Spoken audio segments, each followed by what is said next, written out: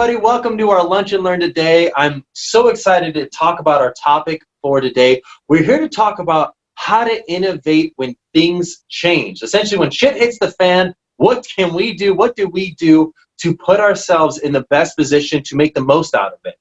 We've got a great guest speaker with us today. It's Adam Schwartz. Adam is the founder of Umbrella Creative, which was acquired by We Are Multiply, of which he is now the director of new business. Adam has gone through some crazy things personally and professionally. He's overcome challenges. He's figured out how to innovate when things seem to be murky or not clear. I'm a huge fan of this guy. He's also one of my really good friends from college. Adam, thanks for being here. Well, Garrett, thanks for having me. And I mean, just to start, I'm honored to even, be a guest and be chatting with you. And same thing, such a fan of what you guys, you and Tori have been up to. And yeah, just super grateful that we're, able to hang out today and have this conversation. Yeah. So let's talk about professionally. How did you start Umbrella Creative? I love the stories, the scrappiness of how you got started with building Umbrella Creative with both your business partner and getting some of your early deals, and really how you were able to really expand and explode that from really the ground up, totally bootstrapped. Could you share with us that story? Of course. And, to be honest, it dates back to when we were friends at college. I started a t-shirt company in one of our classes that, to be honest, I cannot remember what it was, but we had a project where we had to do something about, the real world.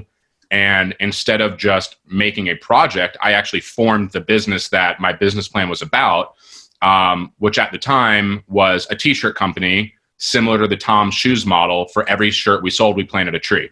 So Umbrella Creative stemmed from Umbrella Supply, which was, again, a t-shirt company I started at our days at IU in 2010, now a decade ago, which is crazy to think about. But yeah, started this t-shirt company at IU instead of just going the project route. Kind of kept doing it on the side, printing and selling a few shirts here and there, throwing my stickers up around campus. Ended up graduating from IU in 2014. And 2 days after graduation, I packed my car and I drove out to Boulder, Colorado.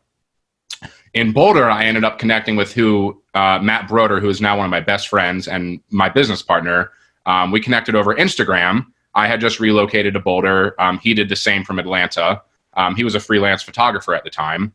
And I had all these t-shirts and hats that I was sitting on, and I needed help to push them out to the world.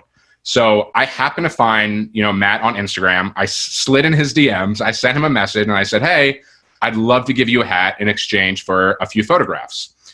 A couple days later, he messaged me back. We ended up meeting up for coffee, and it was that simple. I gave him a hat. We chatted for a few minutes.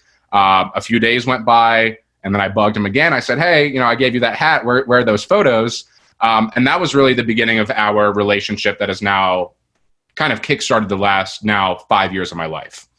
So yeah, like I said, he took some photos for me. I ended up putting those up on, Facebook and Instagram, helped me sell a few products and plant some trees. And we just really, formed a really strong friendship and bond immediately. And from there, with my networking skills, and I had relocated to Boulder a couple months prior to him. And, again, he was this freelance photographer kind of twiddling his thumbs, trying to get some work in this new city and new state. And I said, hey, I'd love to kind of be this agent for you and throw your name around and start getting you some work.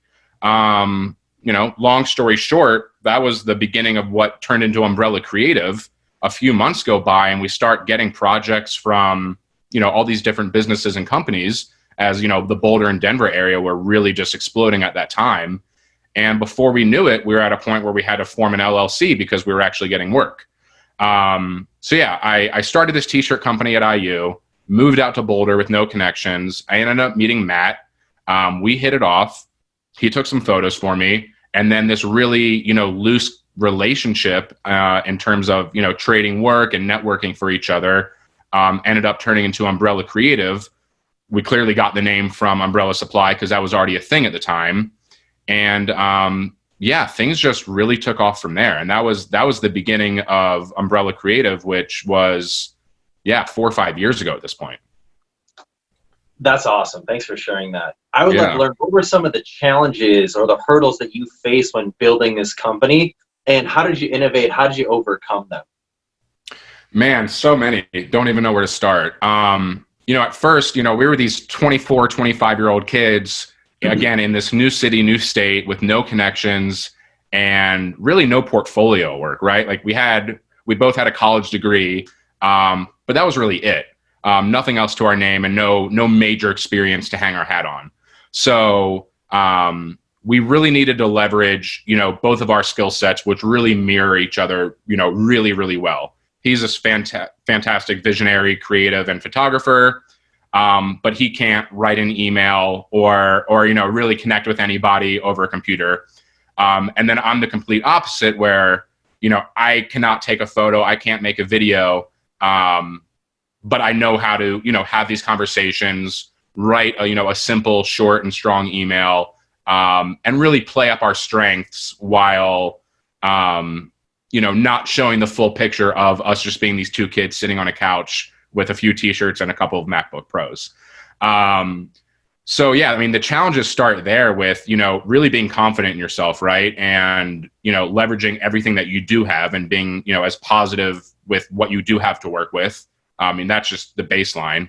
And then growing from there, utilizing every then new connection, being willing to put yourself out there and, potentially do some free work or exchange work like Matt had done with me when we first met. And then, yeah, I mean, the main thing was, again, we were just these young kids that were just, like you said, just being really scrappy and, trying to make the most of what we had, which wasn't much. And then, you put your best foot forward every day and you utilize your network and you put yourself out there. And yeah, before we know it, we started having gigs and, having retained clients that were having us produce, social media content for them on a monthly basis. And then from there, the sky's the limit. Yeah, I love the story. You're being modest when you share this. I want you to share the story of when you were able to get essentially a free hotel stay in Europe, and where it was because you had a deal with what was it, Basil Hayden, the bourbon maker, but you also were able to get yourself a free hotel stay by doing photographs and other content for the hotel that you were staying in. Tell that story. How did that all work out? I think for a lot of the leaders that are watching this, I mean, like I said, I think you're really underselling it. I think the story does a really great job of just pointing out like how you can think differently when you think like, oh, well, shoot, if I got to do this gig out in Europe, I normally have to pay for a hotel, pay for flights, I got to pay for all these other things. And you were able to find a way to do it in a scrappy manner that was able to drive more business your direction. Share that story. Totally. Well, you're going to make me blush, but yeah, I will go into detail. But yeah, two separate stories. So I guess I kind of need to run through both of them. Back when Matt and I were doing Umbrella, yeah, we would be as scrappy as possible. We both love to travel, and at the time we were just these young guys and nothing was holding us back from just being stationary in Denver, Colorado. So yeah, we would do whatever we could to travel, to exchange, our ability to, utilize our personal social media profiles as well as our new founded business profile, and elevate, yeah, to your point, like these smaller boutique hotels, both around the country and around the world. And, I would send thousands of emails, you get 10 hotels to write back and you get one to book you and let you stay. And that's all you need. Right. So, yeah, we've done that all over the world together. We've done that throughout Japan. We've done multiple European trips. We've actually gone down to Cuba. We've really been really, really fortunate and super grateful to have traveled all over based, yeah, like you said, on this scrappy model of, me sitting behind my computer, sending thousands of emails a week, having a template, but tailoring them to each of these locations in these hotels. And again, you send 1,000, you get 10 to respond and 1 to say, okay. And that's all you need. And you get 3 of those and you've got a week-long trip to wherever you are. So we would pair that with, our smaller paying clients, whether they were backpack companies or snack food brands, again, out of the Boulder or Denver area. And we would pair these trips and, turn again, like these week-long, 10-day trips into free stays, paid work from our clients that we would take on the road and surprise them with like, hey, we took your backpack to Tokyo, and really just going above and beyond for our, our paying clients in that manner. So yeah, just tons of scrappiness in terms of reaching out, utilizing the platforms at the time like Facebook and Instagram and a little bit of Twitter to introduce ourselves and say, hey, this is what we do. This is what makes us different. We'd love to work with you. So yeah, that kind of is the short story around how we would be super scrappy and, get ourselves on trips all around the globe. But yeah, when you talk about Basil Hayden's, that was actually how we got introduced to Multiply, who, like you said, ended up acquiring Umbrella Creative last June. So Basil Hayden's was a client of Multiply. We had been doing some work for Multiply in terms of just social media content. They were outsourcing some work for us as they were getting into the social media game. They were more of a traditional PR firm. Basil Hayden's happened to have this influencer party at this really cool house in the Denver area. And the Multiply team needed photographers on the ground to capture this event. So same thing, utilizing social media, we ended up getting connected with Multiply, got booked for this Basil Hayden's gig. And, those deliverables really kickstarted, further growth and further relationship with the entire team at Multiply. And a few months go by, we stay in touch, we get a few smaller projects here or there. And then we ended up taking some headshots actually for part of the Multiply team. And we ended up sitting down with Dan Baum, the CEO, after that. And he says, hey, would you guys ever be interested in, joining the team on a more full-time basis? Similar to Matt and I, like you guys have the skill set that, we're currently lacking and trying to grow. We have this larger client base and are this, much larger formal agency and can, really elevate the level of work that you guys are doing. And, after a couple of months of just conversation and negotiation, it really ended up just being this really perfect fit where, shooting this influencer party for, a bourbon brand ended up being the key to success for us in terms of selling our little boutique creative agency out of Denver, after really only being in business for a couple of years, which, and it's just unbelievable. We got, we did the work to get there, but super, super grateful that, the stars aligned to be in the position again where, we're having this conversation and I'm able to tell that story. So yeah, Umbrella Creative sold to Multiply June of 2019. So Adam, would it be fair to say that when you say scrappy, you also mean passion? And my question from that is going to be, what was your why? Because you're overcoming a ton of obstacles and you are so excited when you're telling these stories. Were you and your partner, do you know what was your why to overcome all these obstacles and all these just exhaustion from what you had to do to get business? Sure. Definitely. Before the couple of obstacles that I'm sure we'll get into that I've experienced this year, we were definitely passionate in just the simple cliche sense that, life is really short. You got to soak it up. You got to, do what you want and enjoy what you're doing, ideally every day. And, Garrett knows this from our IU days, but I've never, I've always been entrepreneurial, spirited and minded. And I've never been somebody that's wanted to go through my life or my career, with that 9 to 5, clocking in at an office and sitting down at a desk for somebody else.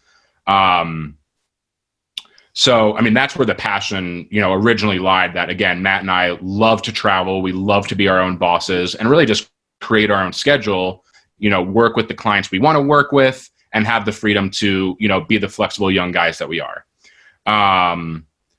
That's definitely the baseline passion there. And I think to follow up with, the why, again, I think kind of circling back to what I first said is, life is really short. And again, the fact that, we're all hanging out here today, having this conversation, talking about our experiences, super lucky to be able to even be in this position. And yeah, you got to soak it up. So, I think the passion just lied from, just wanting to be our own bosses, do our own thing. And, a lot of kids or guys our age might have the skill set or the talent, but to your point, don't have that passion and aren't constantly putting themselves out there to be in the position that, we found ourselves in, whether it was emailing with a hotel owner in Norway or ending up, emailing with the CEO of Multiply while we were in an Airbnb in Tokyo that ended up formulating this deal where, our brand got acquired. So, yeah, I think the passion in itself kind of speaks for itself. And if it's not you, it's going to be somebody else. And, my personal and Matt and I's mindset has always been, well, then it might as well be us. And, there's 7 billion people in this world. Somebody's always going to be slightly more talented at something than you. But again, that doesn't mean that they're putting themselves out there or giving themselves the opportunities or putting in that 10,000 hours to get to the point where they can, be the most well-known or be the most connected. And that's where you find yourself again in those situations like we're in today. I love that. Thank you. That's awesome. And I think there are 3 really big keys that I'm taking away from that. I mean, one, you're talking about this leadership mentality, I'm going to be the one that's going to seize the day. Tony Robbins has this saying is that people will follow those who are confident, not necessarily those who are right, but those who are confident and those are certain. Certainty is the key. And for you in that story, there was certainty that you were going to be an entrepreneur, which leads to the second big key from this, which was your threshold for pain. I mean, I think what's so cool about your story is there's a lot of people that are aspiring to potentially start their own business. I know there's a lot of leaders who are watching this right now. There's a lot of people who aspire to be in that leadership role. But the key is that you made it happen. And you were uncomfortable enough with the status quo that you were willing to do something about it to actually make it happen. And that's so critical because so often when it comes to leaders and when we come to think of ourselves of what we think we can do versus what we don't know is reality, we potentially sell ourselves short, which leads to the third key point that I think you really bring up and do a really great job of exemplifying in your story. And that is that you don't accept what is traditional as the answer. You don't actually say normally I'd have to pay for a hotel in Tokyo to have the opportunity to be in Tokyo. Instead, you come up with an innovative way to solve this. And I know obviously this is for traveling the world, which is great. But I think for every leader watching this, every professional watching this, they can think about their role and they can think about the things that frustrate them. Is it so frustrating enough that you're willing to try something different to make it change, to make it better, to make it more efficient? And 2, what are those things? How many things? How far are you willing to go? How uncomfortable are you with the current status quo to actually do something about it? And that is so critical to innovation, is the willingness to try something new. Do we have a growth mindset or do we have a victim mindset? And these are the things we have to ask ourselves. And if we really want to have a growth mindset, we have got to be all about taking whatever thing that is making us uncomfortable and doing more than anybody else to get ourselves out of that discomfort so then we are ahead of the game. And as a leader, I think that's something anybody can relate with. Mm-hmm. I think a fixed mindset too is a regret mindset, right? I mean, it's always leaving room for you to go back and go, I wish I had done that. Whereas a growth mindset is that mindset that there's no regrets. Totally. 100% to all of that. I mean, confidence is everything, like you said, Garrett.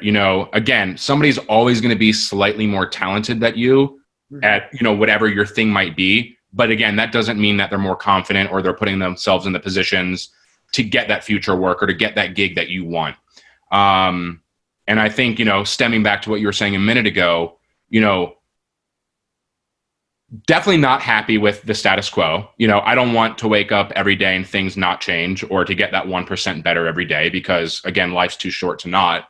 And, even waking up in Denver and walking to, our umbrella office, I always know that there's that empty hotel room in, Cuba or the Netherlands or Tokyo. And it's either going to stay empty, someone's going to pay for it, or there's another one of me out there that is going to email the hotel and say, look, let's, put a little video together for you in exchange for, that 3 or 4 night stay. So again, why not it be me?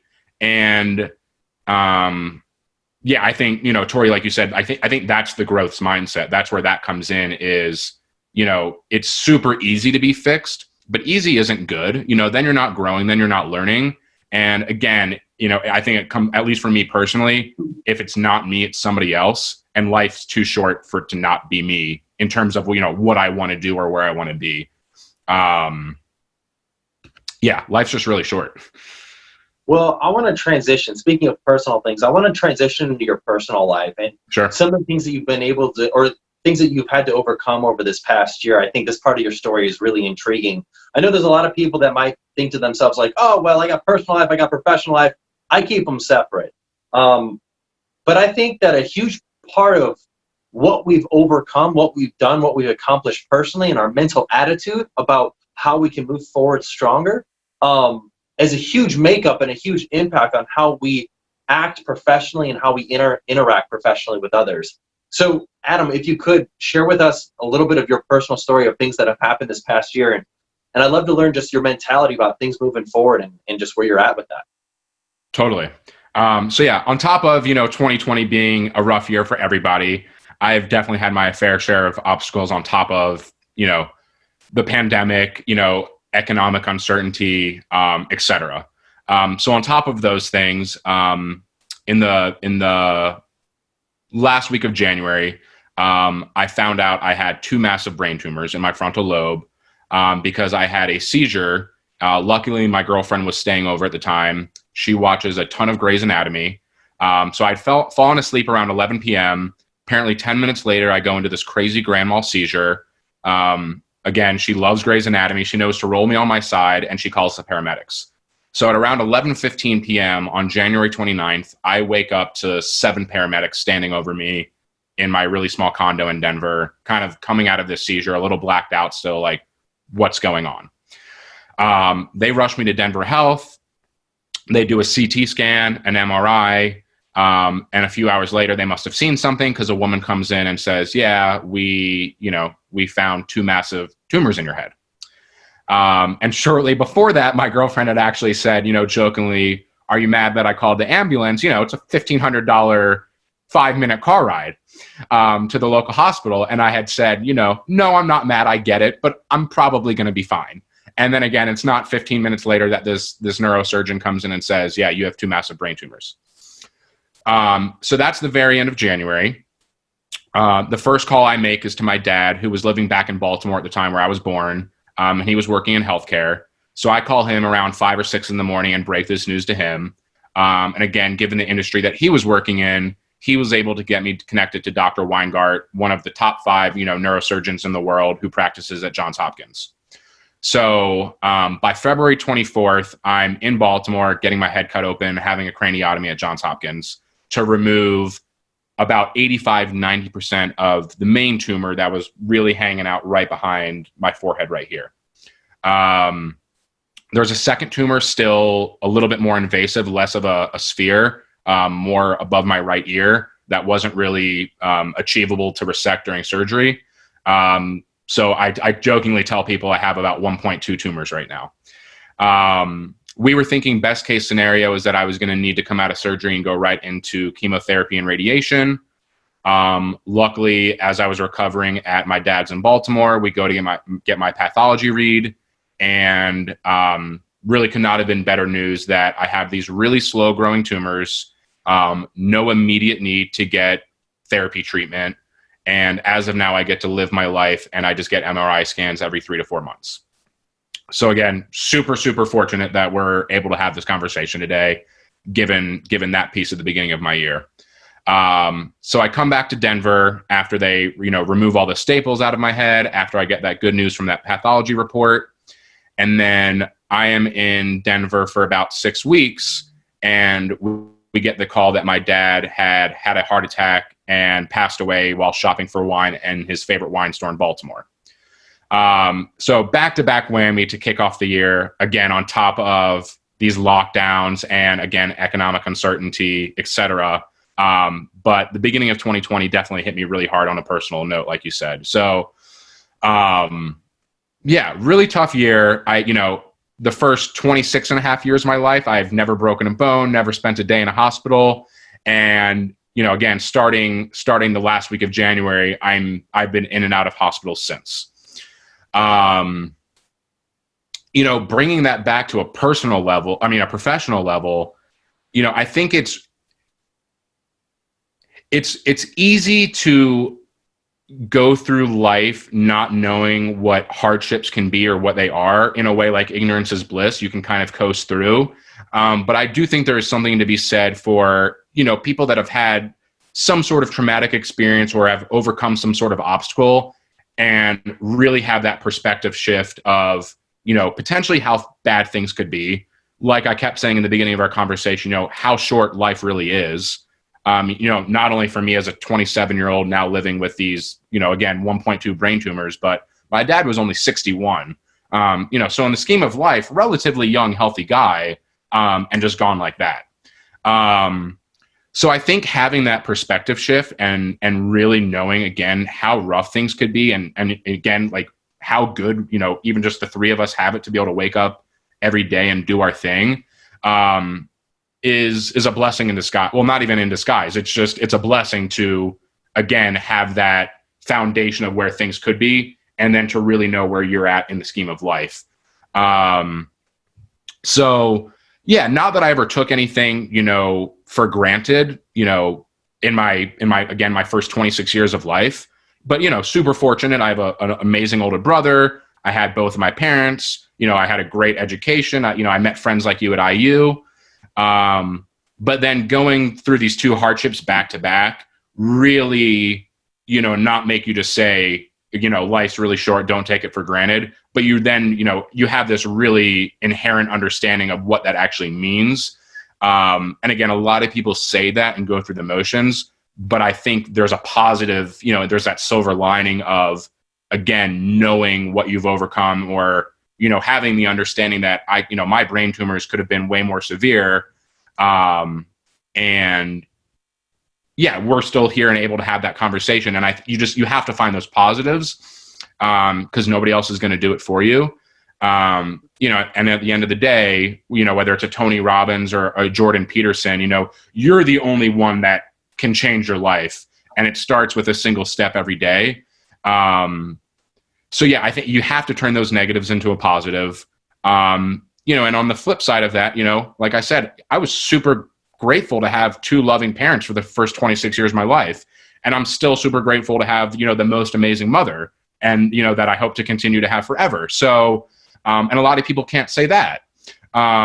So yeah, you have to turn it into the positive. And yeah, I think just having that foundation of how rough things can be, set the stage for how good you really have it. And then circling back to the beginning of our conversation, you know, you got to seize that moment and seize every day, because, you know, again, not to sound cliche, but tomorrow is not promised, you know, especially for me and in my condition. And yeah, if you're not going to send that email, if you're not going to, you know, jump on your friend's podcast, if you're not going to reconnect with, you know, an old college buddy, like somebody else is going to. And again, life's too short for it to not be you in whatever industry or situation, you know, you are in. And there's so much value in someone else's perspective. And whether it's something just catastrophic like what you experienced, but just to be connected with people outside of your own echo chamber. And you've just, with your story, have just really given it some even more meaning to that. And I love it. You're brave, and it's awesome to hear your story. Well, thank you so much. And yeah, again, I am not one to talk about myself or pat myself on the back, but, you know, in a weird way, fortunate to have gone through what I'm going through. Because again, it is so easy for, you know, for the everyday person to say, yeah, don't take it for granted, whatever it may be. But yeah, to having overcome some sort of obstacle, whether it's health related, whether it's familial, or even just professional, you know, I mean, not having a, you know, a solid, you know, job in this climate right now, that in itself, again, is its own little obstacle. But when you layer all those things together, it really makes you take that step back and, again, make you really appreciate what you have, and really take advantage and soak up every moment. Yeah, I mean, that's just a true testament in perspective being everything. I mean, I think for anybody who's watching this right now, I mean, I think that we can think of a lot of different problems or issues that we got going on in our world, but after hearing this, you still maintain an optimistic perspective on life and your career and what you want to do. And I think, I mean, shoot, you've got 1.2 tumors right now. I'm fairly certain most people that are watching this right now don't have 1.2 tumors in their brains. There's a lot of things that can be going right, there can be going wrong. And I think I want to challenge everybody, if you're watching this, what are the things that are frustrating you? Trade that in for something you can be grateful for, because ultimately, you're right. I mean, we don't know what's going to happen tomorrow. We don't know how things will happen. And, we really only control our perspective today. And I think when we hear other people's stories, when we hear what they've gone through, when they hear what they're going through, it gives us almost a new license on life, because it gives us a perspective, a reality check of like, whoa, this is what someone else is going through and very well could be happening to me. How do you remain optimistic? I guess really there's a two-part question here. How do you remain optimistic while at the same time, how do you constantly seek being uncomfortable? How do you constantly seek the discomfort, that growth that comes with growth? Great questions. I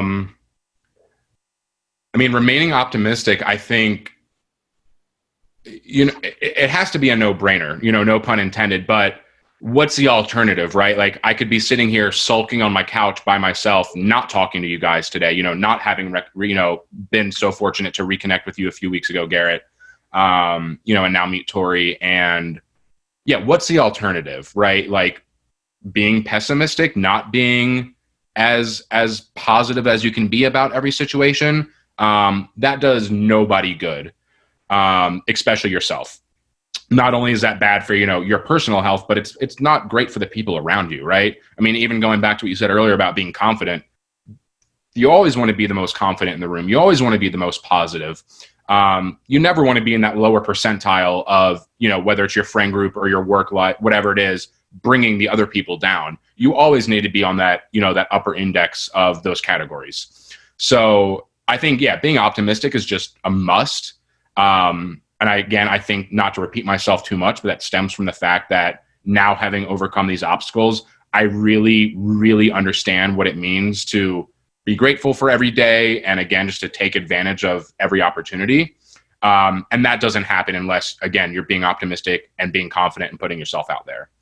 And the other question was about seeking out discomfort and just constantly being focused on growth and growing and learning and improving.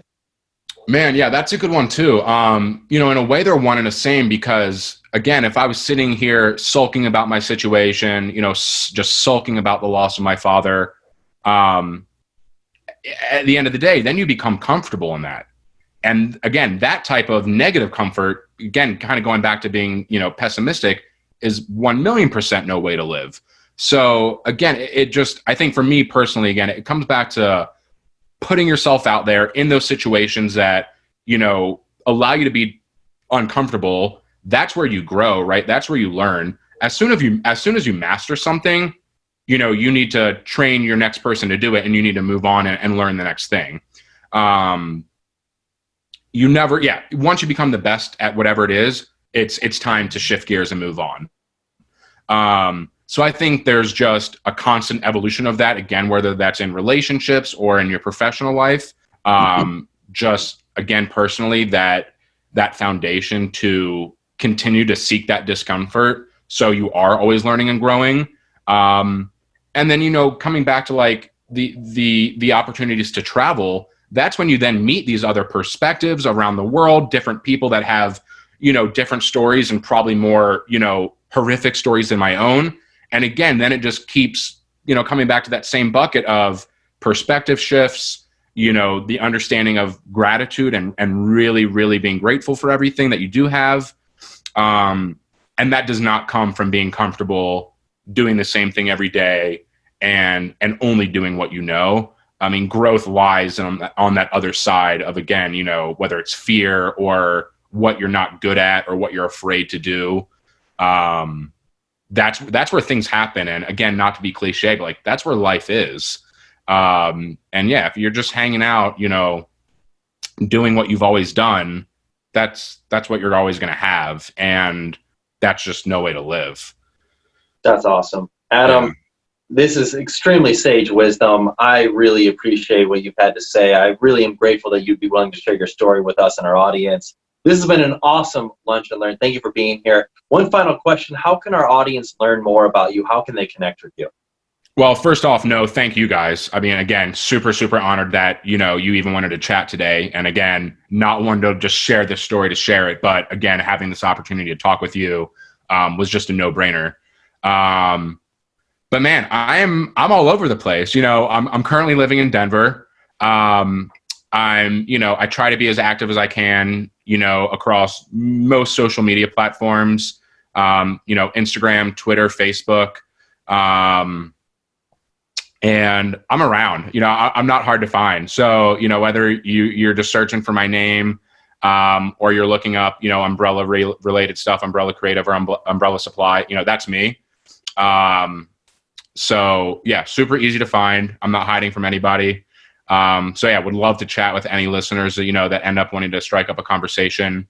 More than happy. And again, would be more than grateful to, continue chatting with anybody that, found a little nugget of gold here for themselves, again, whether personally or professionally. But no, thank you guys. I mean, again, really, really happy and, humbled that, you wanted to sit down and chat with me. So thank you guys.